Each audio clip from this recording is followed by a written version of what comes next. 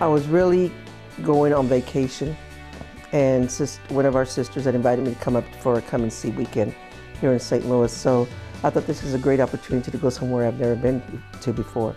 So being and spending a weekend with the sisters here, I experienced something that was very different, and I ignored it for many years because I didn't feel like this was really totally where I wanted to be called to. And that's why I say I feel like I was really in God's grace that all this happened the way it did. I just noted they were my sister, that they were happy to see me. They were happy that there were more vocation coming from Dominican Republic again.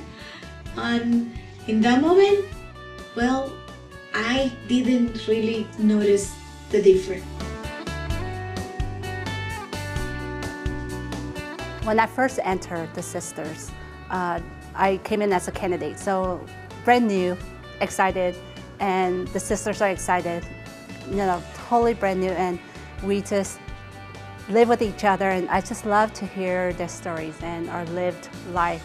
And that same year, my younger sister got married, and I was so excited to introduce the sisters to what a Vietnamese wedding would be like.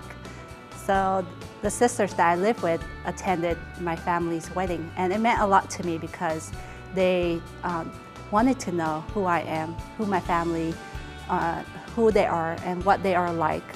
And to see this group of American women at my family's wedding, dominantly Vietnamese, it was wonderful because I know that's where my life is heading, and they're sharing that life with me as well. While cultural diversity is more than just a difference of dress and food and language, those are ways in which I believe we can begin to appreciate some of the differences that exist among different cultures and between different cultures. In our own community, we had a gathering of younger members, and one of the things we did one evening was to share some piece of our culture. And so this really was celebrated, I would say, for the most part, in dance, in dress, and in the sharing of food. Now that is only a beginning. Probably the thing that each of us needs to engage in most deeply is deep listening to one another, to understand where and how to engage, and to not just accept, but to truly celebrate the differences between us and among us. And when we can finally listen deeply, then I think we will also be able to celebrate greatly. My experience with the Sisters of Mercy, who are predominantly white, I feel very much welcome in the love. I see a lot of openness from a lot of sisters who want to know about my culture.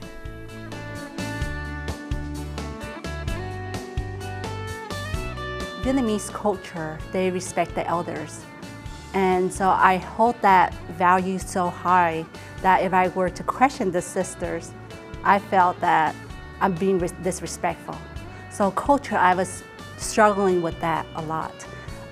What my parents have taught me the past 30+ years, and now I have to speak back to the sisters, or to have conversations with them. That is a new culture and a new adjustment for me.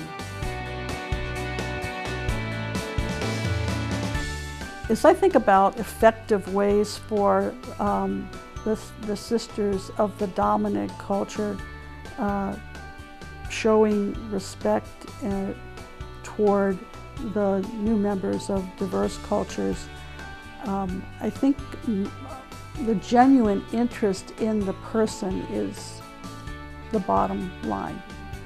And our new members, they pick that up right away.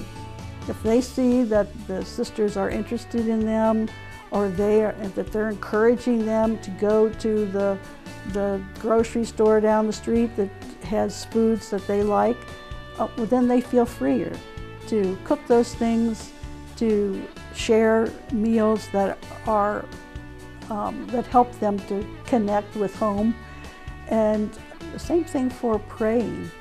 I think about our time of prayer together, and if our sisters are encouraging them by just saying, okay, the feast of Our Lady of Guadalupe is coming up, how shall we celebrate that?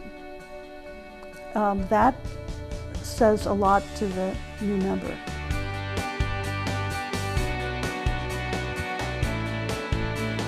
What is exciting is, as we see the charism of our order and the person of Christ made manifest in various cultures and various cultural perspectives, we all get to learn new and glorious things of the ways of God.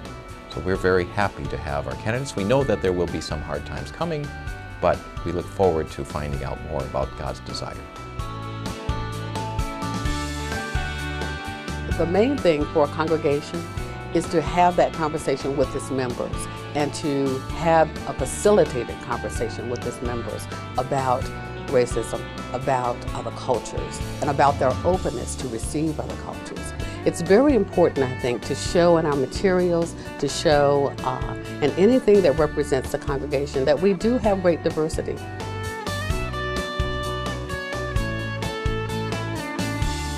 To be willing to try new things and to be willing to listen in new ways. And at the same time, in the formation ministry, it's important to also maintain the traditions and values that are part of who we are as a congregation, and yet be open to the different experience that one might come across as you're learning about a new culture. To be willing to just be open to that newness.